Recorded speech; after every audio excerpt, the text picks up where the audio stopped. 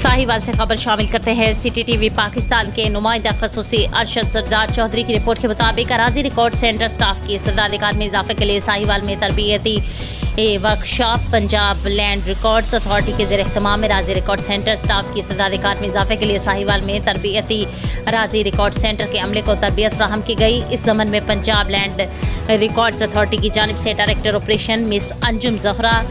Director IT Usama bin Saeed और additional director ने शिरकत की, जबकि लीगल एडवाइज़र मुजफ्फर इस्लाम ने बजरिया वीडियो लिंक शिरकत की। वर्कशॉप रेवेन्यू के मुख्तलिफ हिस्सों जिनमें वायलेशन टेबल के मुताबिक फ़ीस की पड़ताल, लैंड रिकॉर्ड मैनेजमेंट सिस्टम में रिकॉर्ड और नाम की दुरुस्तगी, फर्द का तरीक़ाकार, लैंड रेवेन्यू एक्ट के मुताबिक वरासती इंतकाल का अमल दरामद, ई रजिस्ट्री और पुरानी रजिस्ट्रियों के इंतकाल का तरीक़ाकार, लैंड रिकॉर्ड सिस्टम में मलकियत, खसरा ब्लॉक करना, हुक्म इम्तनाई, मनसूखी हुक्म इम्तनाई का अमल, FBR फ़ीस की पड़ताल जिसे रेवेन्यू अमूर से मुतालिक बरवजह और